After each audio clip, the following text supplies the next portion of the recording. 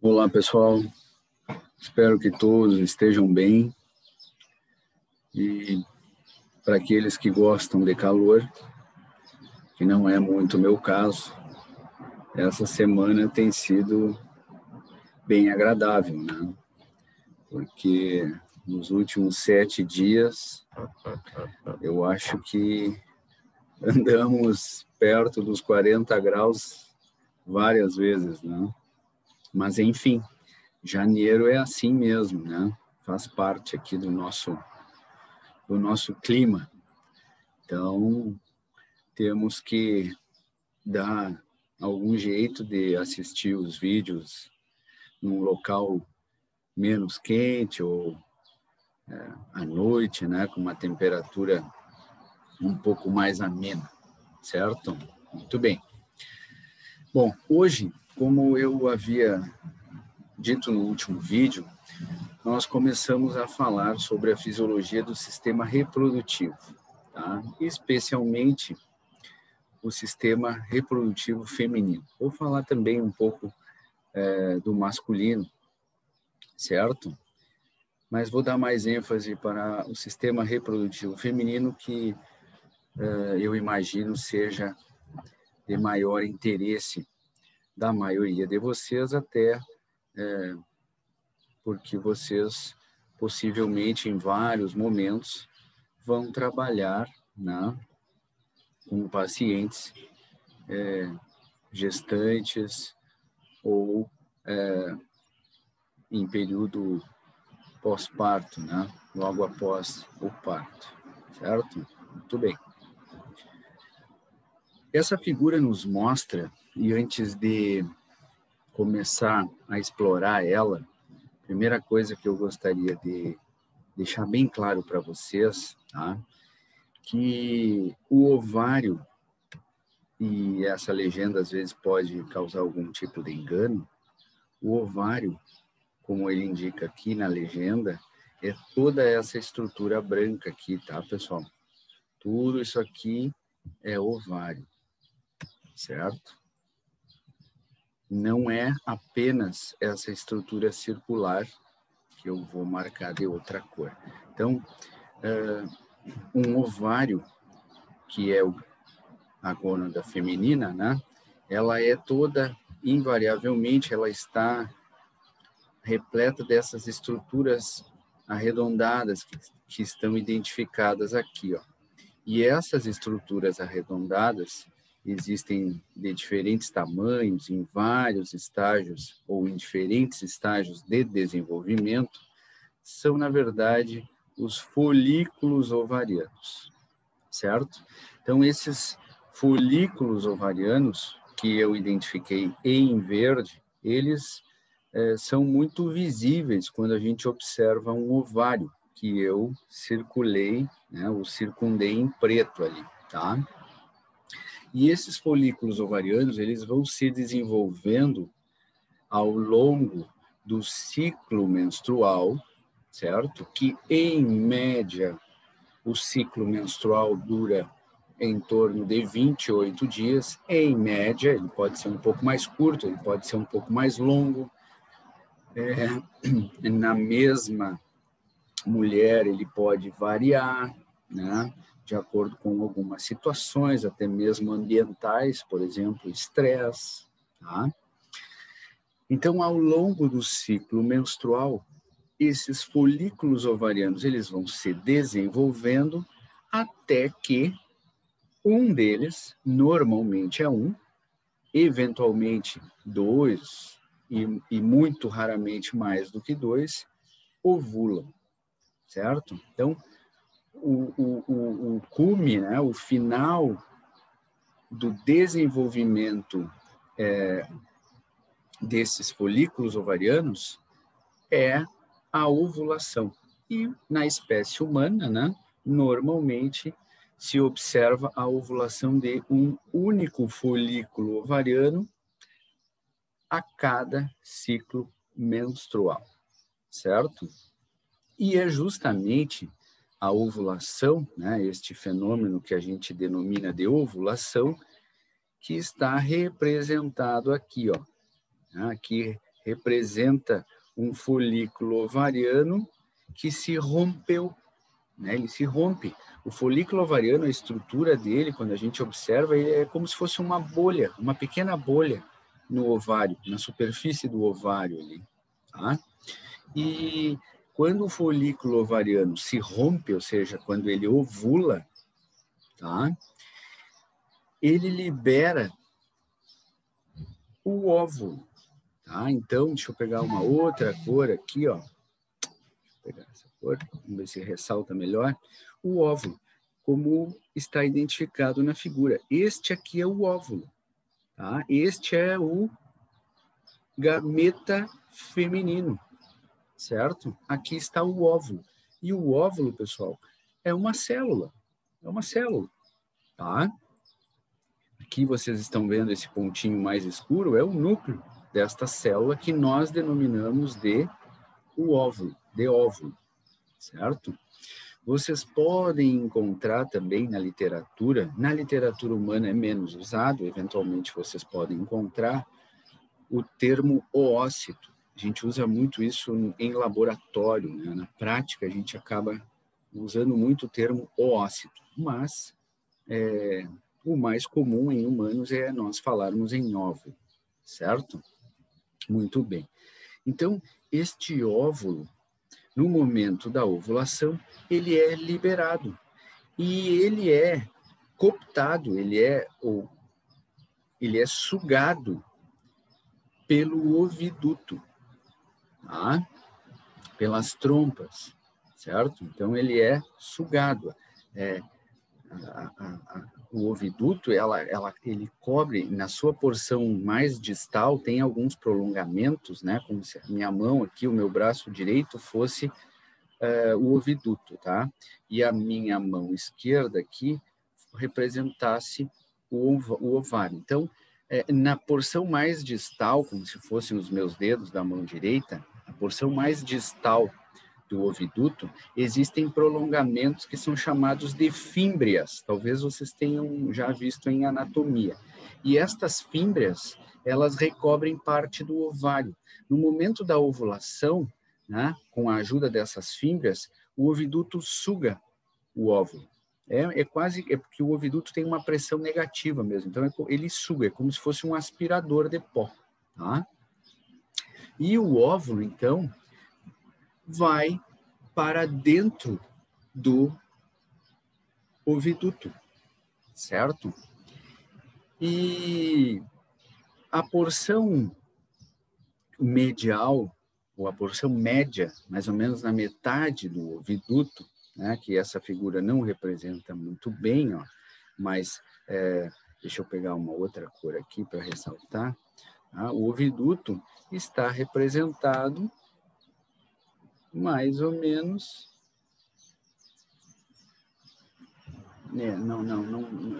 eu vou preferir não representar aqui, porque pode causar algum tipo de confusão.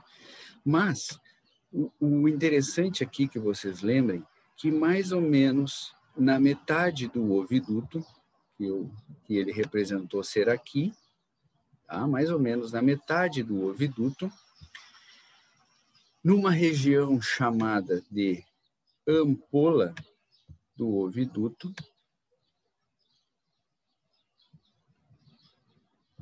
o preto vai cair ali, né? Ampola do oviduto. Na ampola do oviduto, acho que não adianta eu escrever aqui, porque vai ficar na parte preta, né, do slide, foi um erro de cálculo meu, mas esta região aqui é a ampola do oviduto.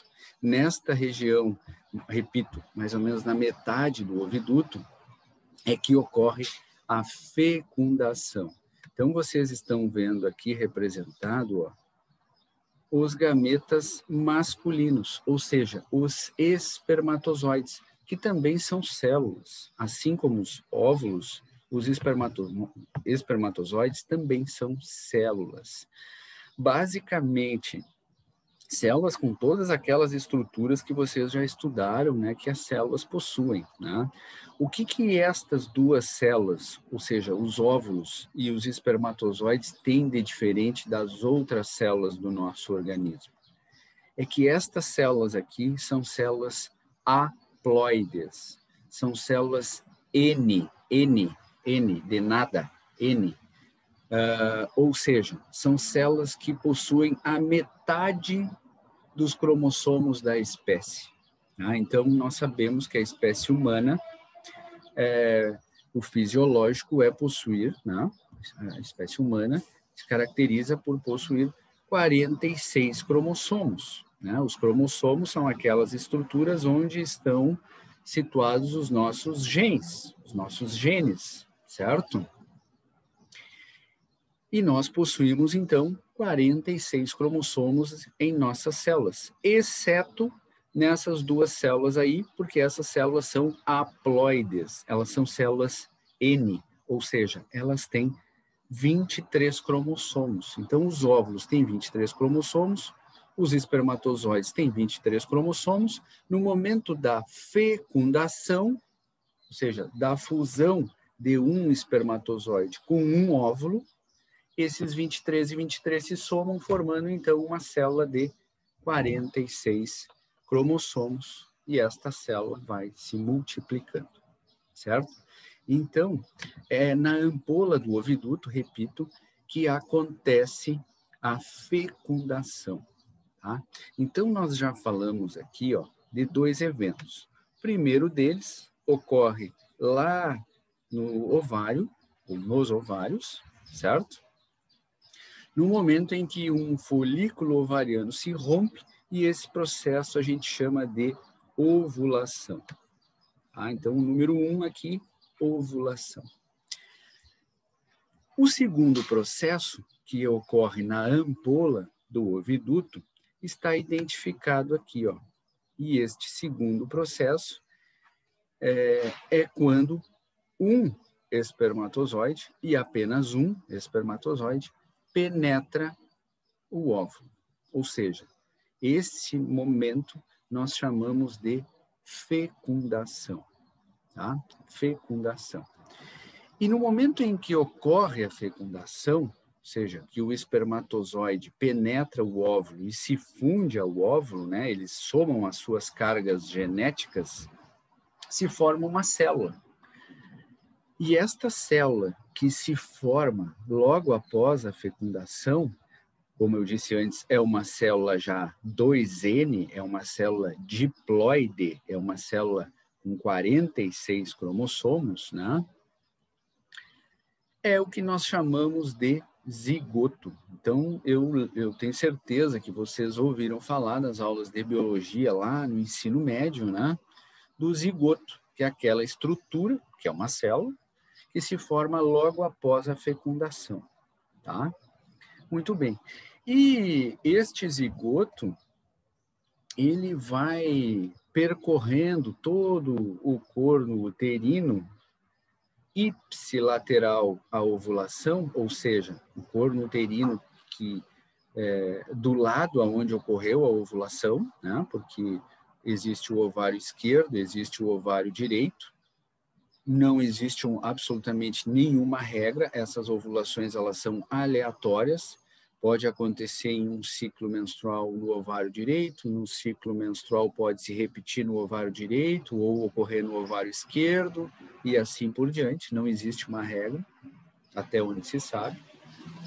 Mas este zigoto, então, ele logo se transforma e logo dá origem a esta célula que a gente chama de zigoto, ela logo se multiplica, né, por divisões mitóticas, ou seja, sofre mitose e dá origem a uma estrutura com duas células idênticas, que é, na verdade, a partir de agora chamada de embrião. Então, aqui está representado já um embrião, não é mais zigoto.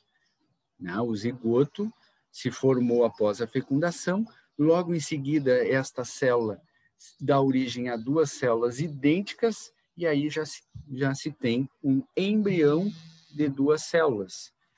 Posteriormente,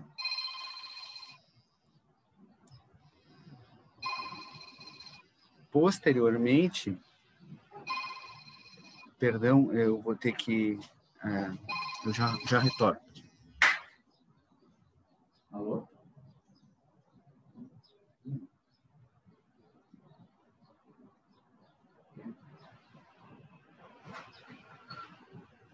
A minha identidade do meu secreto. Tu tá de sacanagem.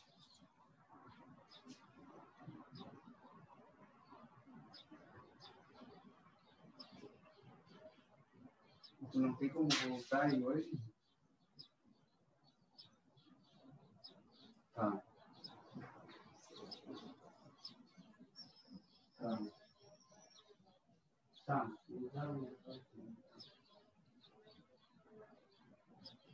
Tá. Tá.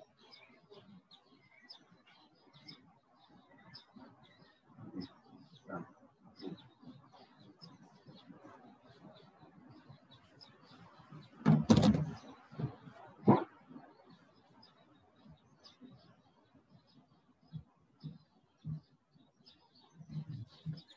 Desculpa, pessoal, eu estava esperando uma ligação importante, eu tive que atender, certo? Muito bem. Então, no momento em que este embrião, né, se forma com a divisão mitótica ou com a multiplicação das células através de mitose do zigoto e formam 2 células idênticas, agora há um embrião de 2 células. Logo em seguida, essas 2 células dão origem a mais 2, né? E aí há um embrião de 4 células e depois e assim sucessivamente, né? 8 células, 16 células, 32 células, 64 células, tá? Já no final da primeira semana de gestação, esse embrião já está na fase de blastocisto, né? Blastocisto é uma fase do desenvolvimento embrionário, já tem mais de 200 células, todas elas idênticas uma à outra, e aí já não é mais possível contar estas células no microscópio, né? Então, só para vocês terem uma ideia, que em mais ou menos 7, 8 dias, a multiplicação celular deste embrião, que começou lá atrás com uma única célula, né, enquanto zigoto, é enorme, certo? A gente já não consegue mais contar essas células. Esse percurso do embrião, né, desde o momento em que ali se forma o zigoto, até ele chegar no corpo do útero, que está identificado aqui, o corpo do útero, ó, o útero, né? Está identificado aqui, é o endométrio, é a parede uterina, mas o útero, como ele chamou aqui, ó, então até ele percorrer o oviduto, os cornos uterinos e chegar no corpo do útero, onde ele vai se implantar, né, onde o embrião vai se implantar, ou sofrer nidação, né, ou seja, se ligar na parede uterina, isso leva mais ou menos de 3 a 5 dias, tá? Todo esse percurso até chegar no útero. E ao final da primeira semana de gestação, esta estrutura, então, este blastocisto, que nada mais é do que o embrião, como ele chamou aqui, né, começa a se implantar, ou seja, começa a se ligar na parede uterina, este processo de implantação, certo? Ou nidação. Tá? E a partir daí, então, esse desenvolvimento embrionário se acelera e ele vai continuar, né, até que essa estrutura apresente tecido ósseo e aí passe a ser chamado de feto, certo? Então, esta é uma visão geral, resumida, de alguns eventos fundamentais para que acarretem, né, para que levem ao desenvolvimento de uma gestação, certo? muitos destes eventos são dependentes de taxas hormonais fisiológicas, de taxas hormonais adequadas para que ocorram, certo? Então, toda a fisiologia reprodutiva da mulher, assim como a do homem também, gira muito em torno de alguns hormônios. Estes hormônios, nós já conversamos sobre eles, vocês já os conhecem, e nós vamos repetir aqui alguns destes hormônios, tá? Então, nessa primeira figura, era isso que eu queria dar uma ideia para vocês desses processos de uma forma mais geral. Agora a gente vai detalhar alguns deles, tá? Deixa eu passar aqui.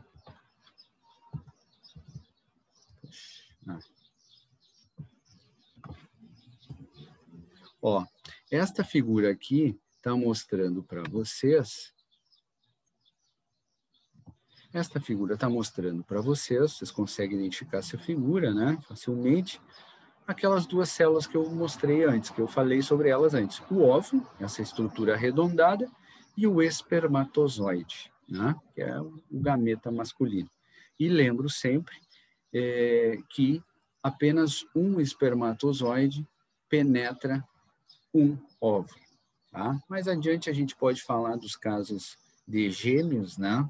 Existem dois tipos de gestação gemelar, que é a univitelina, dois tipos de casos de gêmeos, né? Que são os univitelinos ou idênticos, ou os bivitelinos, né? Que podem inclusive ser uma menina, um menino, ou duas meninas, ou dois meninos completamente diferentes, né? Porque aí são oriundos de dois óvulos e de dois espermatozoides. Cada espermatozoide fecundando um óvulo diferente, e se tem, então, dois embriões completamente diferentes se desenvolvendo ao mesmo tempo dentro do mesmo útero, certo? Então, essa figura ilustra para vocês a fecundação. Muito bem, nesse momento aí da fecundação, tá, é que ocorre já, ou começa a ocorrer, um processo que vai se encerrar um pouco mais tarde durante a gestação. Ele começa aqui e ele se encerra já com 2 meses de gestação. Que processo é esse? É o processo que a gente chama de determinação e diferenciação sexual. Tá? Então, a determinação do sexo, ou seja, se aquele indivíduo é mulher ou homem, é do sexo feminino ou do sexo masculino, ou é XX ou XY, ocorre aqui, ó, no momento da fecundação, certo? E vamos falar um pouco mais sobre este processo de fecundação ou de determinação sexual. Vocês estão vendo aqui, ó, 23 pares de cromossomos, né? Então, são 23 pares, são 23 vezes 2, 46. Então, vocês já devem lembrar disso também das aulas de genética, da biologia ainda do colégio, né? Talvez tenham visto mais alguma coisa. Agora já na universidade, vocês estão vendo aqui 22, né? Do par 1 até o par 22 são os cromossomos que darão os responsáveis pelo nosso fenótipo, né? Ou seja, por toda a nossa estrutura, especialmente externa, né? Ou seja, por todas as nossas características físicas, tá? Então, é a partir deste genótipo, desses cromossomos, que se expressam as nossas características físicas, ou seja, o nosso fenótipo, tá? E existem 2 cromossomos, que aí formam o 23º par, que são cromossomos ligados ao sexo, certo? Este indivíduo que está representado aqui é um indivíduo XY, como vocês podem ver. E se ele é XY, ele é do sexo masculino, certo? Se este indivíduo, ao invés de ser XY, fosse XX, ele seria, obviamente, um indivíduo do sexo feminino, tá? Mas o que faz com que o indivíduo seja XX ou seja XY? Eis a questão. O que determina isso? Essa é a pergunta, tá? E essa pergunta a gente começa a responder na próxima transparência. Ela é do método suspense aqui, mas eu vou mostrar toda ela para vocês, tá? Então, este processo que nós denominamos de determinação e diferenciação sexual e que leva algumas semanas para se concluir, desde o seu início, tem 3 etapas, digamos assim. A primeira delas é a determinação do sexo genotípico. A segunda é a determinação do sexo gonadal. E a terceira é a determinação do sexo fenotípico. Quando essas 3 etapas se completam, né, finaliza, então, o processo de determinação e diferenciação sexual. Este sexo genotípico é determinado no momento da fecundação. Por que isso? Porque existem espermatozoides que carregam cromossomo X. E existem outros espermatozoides que carregam cromossomo Y. Tá? Então, como eu disse para vocês, o espermatozoide, ele é uma célula N, ele só tem 23 cromossomos. Então, é impossível que um espermatozoide tenha o cromossomo X e o cromossomo Y. Então, na verdade, o espermatozoide ou ele tem o cromossomo X ou ele tem o cromossomo Y. Por sua vez, o óvulo, da mesma forma, é uma célula N, uma célula haploide com 23 cromossomos. Então, é impossível que os óvulos tenha cromossomo X e cromossomo Y. É impossível. E o óvulo, na verdade, ele sempre tem o cromossomo X. Ele tem apenas o cromossomo X. E então, fica fácil de entender. Se um espermatozoide possuidor do cromossomo X fecundar este óvulo, este indivíduo será XX, ou seja, do sexo feminino. Mas, se o espermatozoide que fecundar o óvulo carregar consigo um cromossomo Y, este indivíduo será XY. Portanto, do sexo masculino. Certo? Então, é o espermatozoide que vai determinar se aquele indivíduo, aquele zigoto, é XX ou é XY.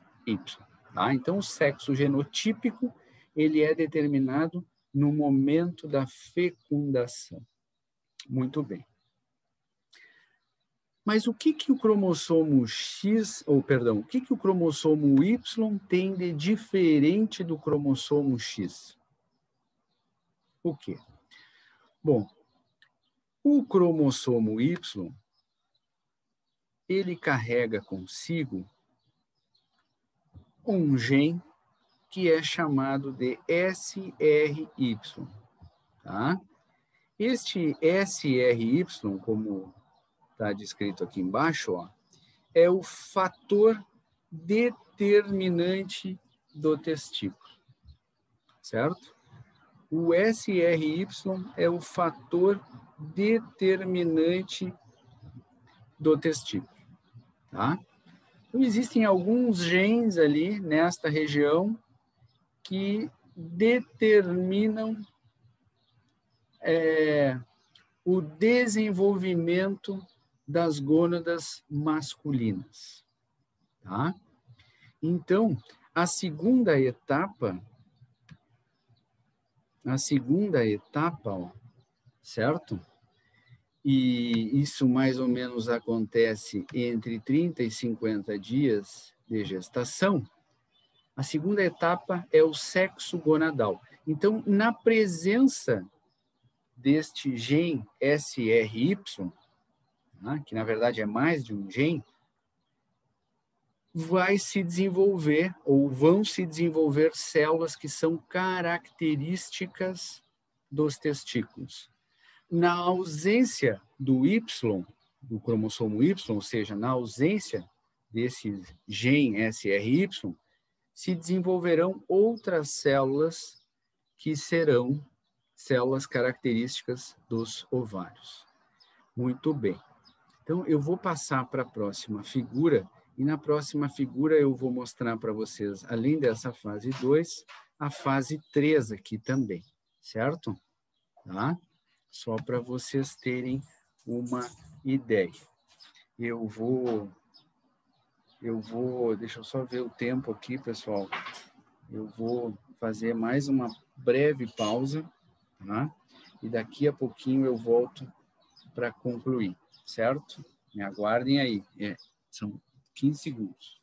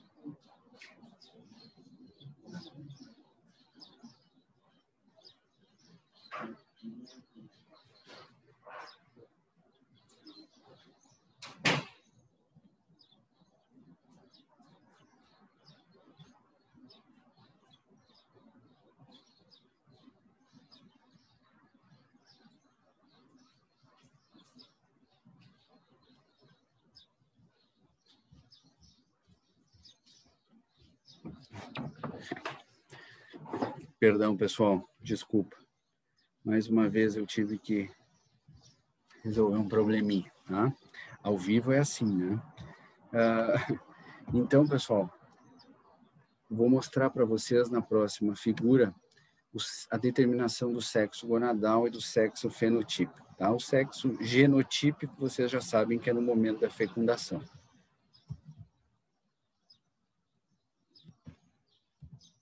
Essa figura está mostrando para vocês, tá? De uma forma esquemática e resumida, a determinação do sexo gonadal e do sexo fenotípico, tá? Então, até 30, aquele intervalo entre 30 e 50 dias de gestação, o que existe naquele embrião que está se desenvolvendo são algumas células chamadas de células gonadais bipotentes. Bipotentes no sentido de que elas têm dupla potência, ou seja, elas têm a potência, a capacidade de se diferenciar em células ovarianas e, ao mesmo tempo, elas têm a capacidade, a potência de se diferenciar em células testiculares. Elas ainda não se definiram. O que vai fazer com que elas se transformem em células testiculares ou em células ovarianas? A presença do cromossomo Y, ou seja, a presença do fator determinante do testículo. Então, na presença do SRY e com o auxílio de outros genes, por exemplo, está aqui o SRY e está aqui um outro gene que é esse SOX9. Então, estes genes fazem com que essas células bipotentes se transformem em células de Sertoli e células de Leydig. Certo? Na ausência destes genes aqui, e especialmente na presença deste outro gene aqui, DAX1, as células, então, gonadais e bipotentes dão origem às células da teca e às células foliculares, que são células características dos ovários, tá? Estas aqui, por sua vez, de Sertoli e de Leydig, são células características dos testículos. Então, no momento em que surgem as células de Sertoli e as células de Leydig, ou seja, no momento em que está formado o testículo, se completa a determinação do sexo gonadal, do sexo das gônadas. E se é testículo, e se é XY, terá, né, este indivíduo terá gônadas masculinas, ou seja, testículos, certo? Muito bem. A partir daí, então, da determinação destas células testiculares, começa a terceira etapa, que é a determinação do sexo fenotípico. E a determinação do sexo fenotípico ocorre a partir da seguinte forma. As células de Leydig começam a produzir hormônios. Ó. Eu disse para vocês que os hormônios são fundamentais em vários acontecimentos da fisiologia reprodutiva, pois eles começam a surgir aqui. Então, as células de Leydig produzem testosterona, tá? E a maior parte dessa testosterona é transformada em dihidrotestosterona, que é um andrógeno 10 vezes mais potente que a testosterona. Tá? Então, a partir da ação da testosterona sobre uma estrutura, que na verdade é um conjunto de células do embrião, que chamadas de ducto de Wolff, tá? Ele chamou de Wolffian aqui, mas pode ser só Wolff, tá? Ductos de Wolff, assim, os ductos de Wolff. Então, a partir da ação da testosterona sobre os ductos de Wolff, se forma a genitália interna, ou seja, estruturas, né, que fazem parte do trato reprodutivo do homem masculino, certo? E, através da ação da dihidrotestosterona sobre outras estruturas embrionárias, se forma o pênis e a próstata. Então, neste momento em que se completa a formação do pênis, da próstata e de outros órgãos do trato reprodutivo masculino, se completa a terceira etapa, que é a determinação do sexo fenotípico, tá? E este indivíduo, então, ele é XY, ele tem testículos e ele tem todos os demais órgãos que caracterizam o trato reprodutivo masculino, certo? Muito bem. Na ausência do cromossomo Y, e, portanto, na ausência do SRY, e na presença de outros genes, por exemplo, o DAX, como eu disse antes, se formam os ovários, certo? E se existem ovários, existem células da teca e células foliculares. Se existem células foliculares, não acontece produção de testosterona. Não existe testosterona sendo produzida aqui em grandes quantidades, certo? Se não tem testosterona, não tem dihidrotestosterona. Se não tem testosterona, os ductos de Wolff não se desenvolvem. O que se desenvolvem é uma outra estrutura no embrião, que são os ductos de Miller, ou Millerianos, como ele chamou aqui. E o desenvolvimento dessa estrutura, que a gente chama de ductos de Miller, ou seja, dessas células embrionárias, vão dar origem aos órgãos do trato reprodutivo feminino. E no momento em que os órgãos do trato reprodutivo feminino se formam, se completa, então, a terceira etapa da determinação, da diferenciação sexual. Ou seja, este indivíduo ele é XX, ele tem ovários e ele tem todas as estruturas que caracterizam o trato reprodutivo feminino, certo? Então, é desta forma que é determinado o sexo, né? Na espécie humana, certo? Nós já passamos bastante do nosso tempo. Eu, mais uma vez, peço desculpa pelas duas interrupções que eu provoquei aqui nesse vídeo, tá, pessoal? E hoje nós ficamos por aqui. Na semana que vem a gente vai começar a falar do ciclo menstrual, dos principais eventos no ciclo menstrual, certo? E desejo para vocês, para todos nós, uma excelente semana, que chova e que a temperatura fique um pouco mais amena, tá bem? Um abraço e até segunda-feira, se Deus quiser.